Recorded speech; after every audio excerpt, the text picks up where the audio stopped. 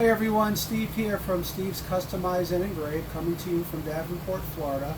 Today we're going to go ahead and customize a couple of golf balls using the RF-6090 printer and this golf ball tray. So let's get to it. So there's a couple of things we need to do before we go ahead and print the golf balls out. So I went ahead and loaded up the template that you get with the RF-6090. As you can see, you can do 260 golf balls in one batch if you chose to. But for my demonstration, I only did the two on the bottom right, which I've already loaded the graphic in. So I will show you that. So let me go ahead and zoom in. I'm going to zoom in and I'm going to show you that I have loaded my two graphics here. All right, now as the golf ball is round, you don't want to go too far to the edge because it starts to curve away and the print head can't deliver a quality result that far around. So something like this, or even like this one, should get a good result. Okay, so a couple other things you need to note here. I'm going to zoom back out and I'm going to show you this real quick. I'm going to go ahead, hit the screen. So now here, the layers here on the right, I have the images here, the two images, and then this one here, if I shut it off, you see the template goes blank. See that? Now when you save this as a TIFF to go ahead and print, you need to turn this off before you save it. Otherwise, you're going to wind up printing all these circles. Okay? Before you save, turn it off, then go ahead and save. Now, if you're not doing the full range here, once the printer is done here, it's still going to look to print the rest of the way down because this is a template and it's the full image. So the printer will just stop waiting for data. At that point, you can cancel it, which is fine. But if you only say you're going to do one row or two row of golf balls, it's perfectly okay to go ahead, crop it. So if you want to do one row, two rows. Now I would only mess with the height, don't mess with the width, see? Then you can go ahead and do that, and then go ahead and save that. And this way the printer will stop, because otherwise the printer is going to be waiting for data and just stall, and you'll have to cancel it. So let me revert back. Now make sure when you do that, you save it as a fresh copy, call it whatever, 2 row, 3 row, 4 row, whatever way you name it. But don't overwrite this template because this gives you the full range of 260 golf balls. So just wanted to share that with you. And another thing here, we'll look at the layers, and then we have the channels here. Now, we're not going to be adding white or varnish to this, so we really don't have to do anything extra. You don't have to add any spot channels, nothing like that, because you're printing on white. So, don't need varnish, don't need the white, so just the CMYK is all you need. Alright, so I went ahead and opened my Print EXP software. I selected RIP, Import, and I'm going to go ahead and import the golf ball tray, original size. Now if you look closely, if you look at the bottom here, there's the two images that I'm going to be printing.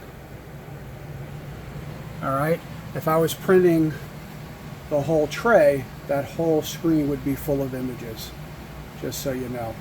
Now spot color, make sure you check spot color. We're not using white or varnish, so these are set to none.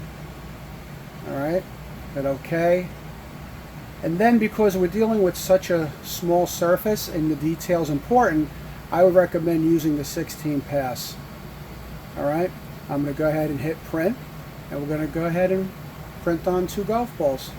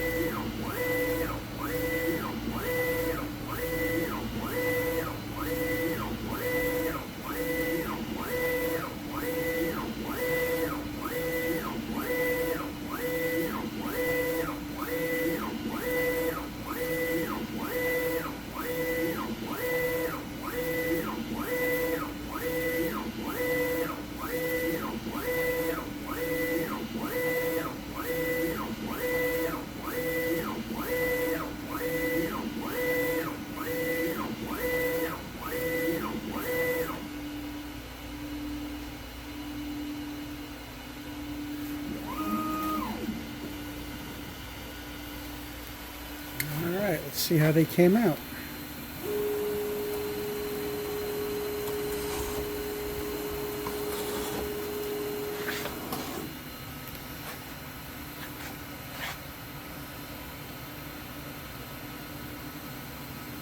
There you go, looking good.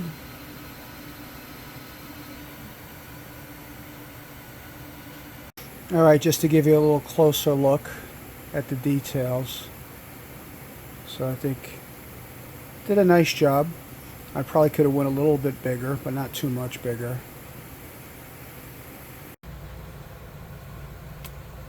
And then here is the other one. Sure you can see the level of detail in this one. Probably could have made this a little bit bigger. Not much bigger though. Came out good. Alright, and I'll give you a closer look here.